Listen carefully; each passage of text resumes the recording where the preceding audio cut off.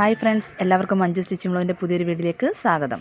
28 inch നെഞ്ചുവണ്ണമുള്ള ഒരു കുട്ടിയുടെ ബ്ലൗസിൻ്റെ കട്ടിങ്ങിൻ്റെ വീഡിയോ ആണ് കാണിക്കുന്നത്. തുണി രണ്ടായിട്ട് മടക്കിയിട്ടുകൊണ്ട് ബാക്ക് വശത്തെ പാർട്ട് വെട്ടിയെടുക്കുക. അതിനായിട്ട് നീളം ആദ്യം അടയാളപ്പെടുത്തുക. നീളം എടുത്തിരിക്കുന്നത് 13 ഇഞ്ചാണ്. അതിൻ്റെ കൂടെ 1 ഇഞ്ച് കൂടെ ചേർത്ത് 14 ഇഞ്ച് മാർക്ക് ചെയ്യുക. ഇനി വണ്ണം പറഞ്ഞിരിക്കുന്നത് 28 ഇഞ്ചാണ്. അപ്പോൾ അതിൻ്റെ 4+1 ഇഞ്ച് 9 ഇഞ്ച് അത് മാർക്ക് ചെയ്യുക. ഇതേപോലെ 9 ഇഞ്ച് മാർക്ക് ചെയ്യുക, ഇതുപോലെ 9 ഇഞ്ച് മാർക്ക് ചെയ്യുക. ഈ വണ്ണം എടുക്കുന്ന സമയത്ത് 9നേക്കാളിലും 1 ഇഞ്ച് കുറച്ച് 8 ഇഞ്ച് മാർക്ക് ചെയ്യുക.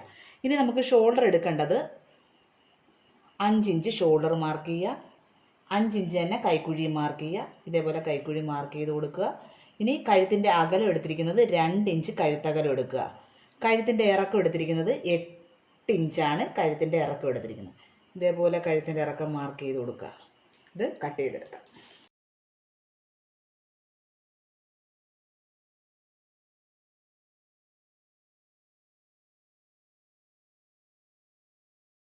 ബാക്ക് വശത്തെ പാർട്ടാണ് നമ്മൾ വെട്ടിയെടുത്തിരിക്കുന്നത്.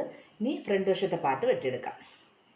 ബാലൻസ് വരുന്ന തുണിയുടെ എൻഡ് ഭാഗം അടുപ്പിച്ചിട്ട് ഇതേപോലെ ബാക്ക് വശം വെട്ടിയെടുത്തത് അതിൻ്റെ പുറത്തോട്ടായിട്ട് ഇട്ട് കൊടുക്കുക.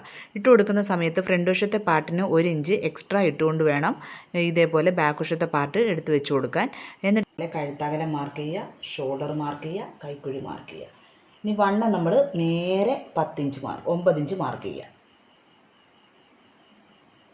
കൈക്കുഴി ഇതുപോലെ ഒന്ന് മാർക്ക് ചെയ്ത് കൊടുക്കുക.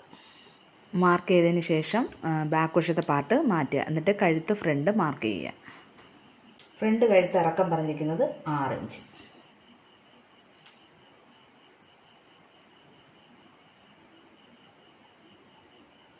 കൈക്കുഴി ഇതുപോലെ ഒന്ന് 1/2 ഇഞ്ചും കൂടെ കുഴിച്ചു വിട്ട് കട്ട് ചെയ്തെടുക്കാം.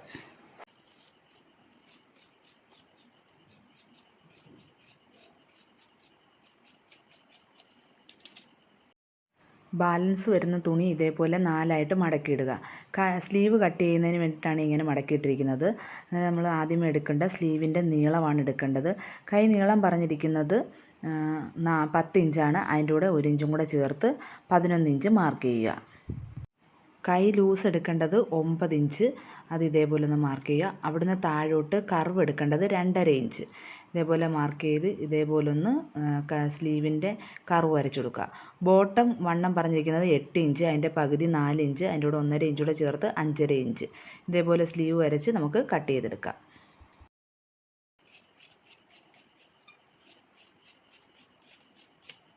ഫ്രണ്ട് വശത്തെ പാർട്ട് എടുത്ത് വെക്കുക.